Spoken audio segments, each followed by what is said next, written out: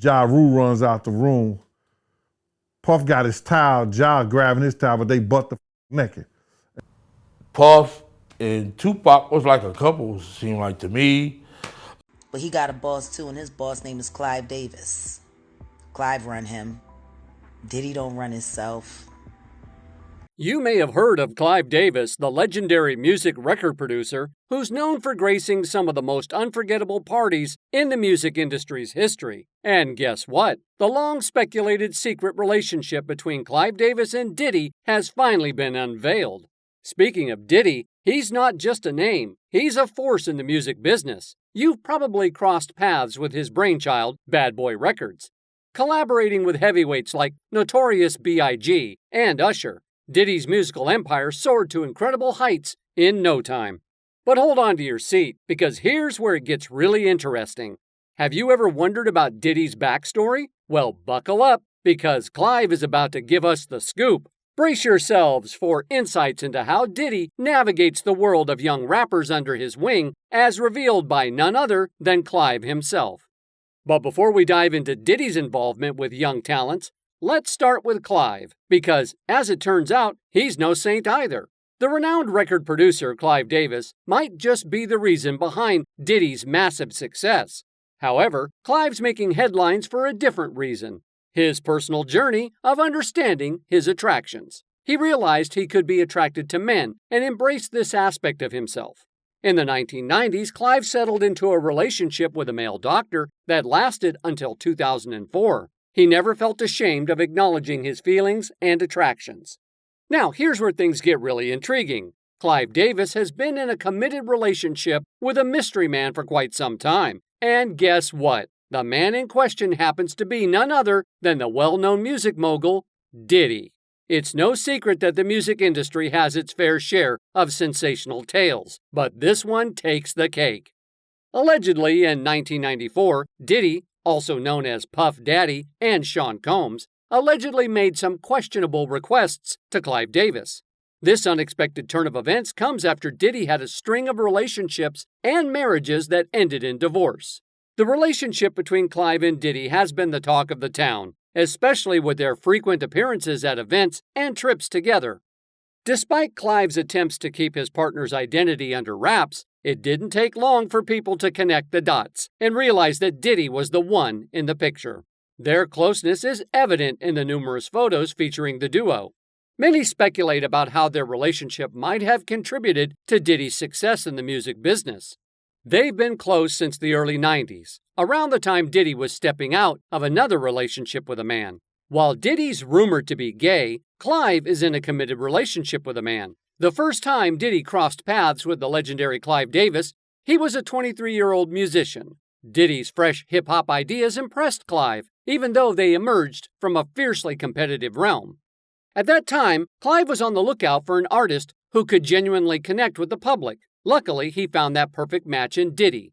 Clive paints a vivid picture of the music landscape back then. He mentions how R&B was booming, but he and others sensed the hip-hop revolution on the horizon. They realized that knowing when to do things independently and when to collaborate with others was crucial. Reportedly, Diddy was working at Uptown Records under Andre Hall. However, when he crossed paths with Clive Davis, things took a different turn. According to Clive, Diddy's persuasive words caught his attention. Diddy shared a vision where hip-hop would become a mainstream part of the top 40, transforming the music industry. To illustrate his point, Diddy played tracks like Craig Mack's Flavor in Your Ear and introduced Clive to an unknown artist he believed in strongly, Notorious B.I.G. Clive was convinced by this musical proof, and that's when he introduced Diddy to weekly singles meetings, foreseeing Diddy's role in the upcoming hip-hop revolution. For years, people have been curious about how Diddy skyrocketed to fame so quickly. Now that their connection has been confirmed, it's not a stretch to think that there might have been more than just business between Clive and Diddy. Here's an interesting angle. Some suggest that Clive might have had deeper connections with these artists before either letting them go or not signing them at all. The Clive and Diddy association has been a topic for a while, and Clive hasn't dismissed these whispers. Diddy, on the other hand, has remained quiet about these speculations.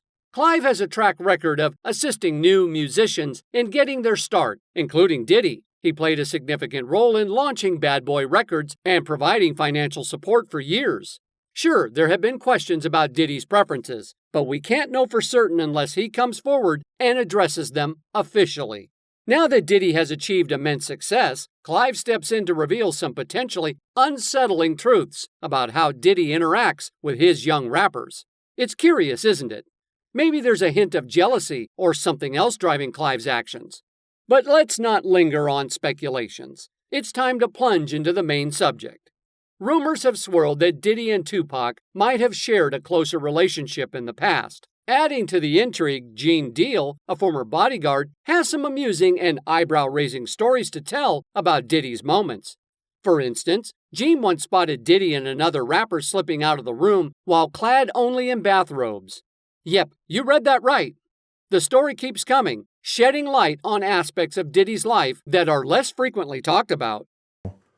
Puff and Ja Rule runs out the room.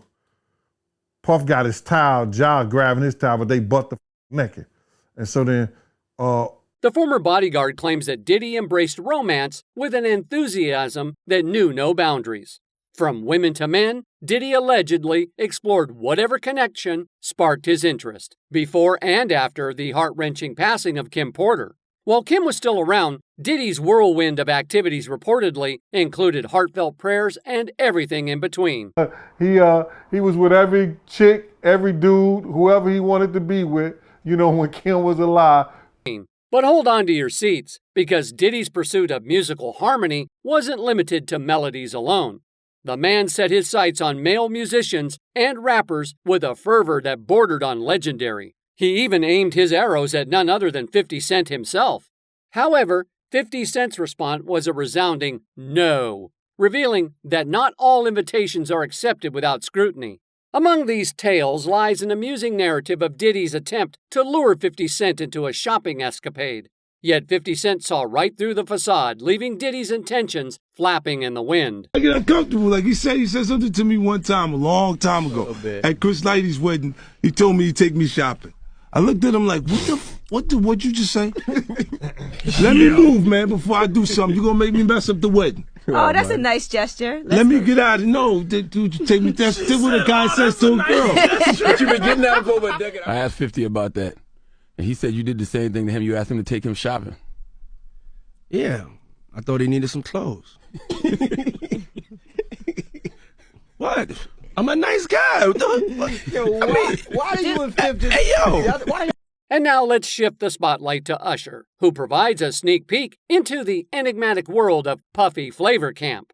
It's here that Usher discovered the unknown, crazy exploration, parties, and substances, all while he was just a teen, with youthful curiosity and inebriation mixing into a heady concoction. Yeah, but you were 13. What were you seeing? I went there to see the lifestyle. Right. And I saw it. And it was but I don't know if I could indulge and understand what I was even looking at. It was pretty wild. So nobody tried.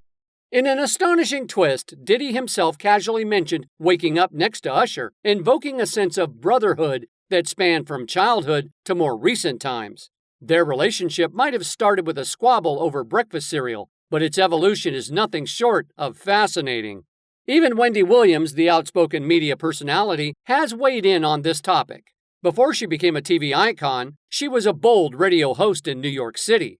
During her days as the go-to source for city gossip, she often hinted that Diddy might be gay. But something interesting happened in 2017. Williams and Diddy patched things up when he appeared on her show. I know I upset many folks, you included, but here we are, coming full circle. Let's have a grown-up talk, declared the talk show host, known for stirring controversy. She then offered an apology for her previous remarks and actions. Yet amidst the whirlwind of revelations, one thread remains: the intrigue surrounding Diddy's connection with Clive. Was it a partnership based on ambition or something deeper? Could Clive's influence have paved the way for Diddy's ascent in the music industry? It's a tantalizing question that adds an extra layer to the narrative. As the tale unfolds, the spotlight shines on the persistent rumors about Diddy's pronouns orientation. Some argue that if these whispers were untrue, Diddy would have swiftly silenced them. Curiously, Diddy has been prompt in clarifying matters involving women, leaving us pondering why he's mum about these particular rumors. Despite their long association, Diddy and Clive managed to keep their relationship status veiled in mystery, but their action speaks volumes, leaving little room for doubt about the depth of their connection. But a lot of fans and regular folks are starting to believe that these two might have actually been more than just friends. The buzz is getting louder with rumors that Diddy himself might have said that they were in a relationship. But here's the interesting part. Some people are saying he might have said that because he felt like he had to in order to make Bad Boy Records a big hit. And guess what? One of the fans went on Twitter and said something that really caught attention. The real Puff Daddy just stood up and said an old white man named Clive Davis forced him into a gay relationship to start Bad Boy Records. They had a relationship for over 5 years. How can an old white man force a bad boy to do gay acts? Unbelievable. However, what's your take on this matter? Do you agree with Clive's side of the story? Let us know in the comments section. While you're at it, stay tuned for further updates. And in the meantime, don't miss out on the upcoming video where we'll uncover even more jaw-dropping revelations.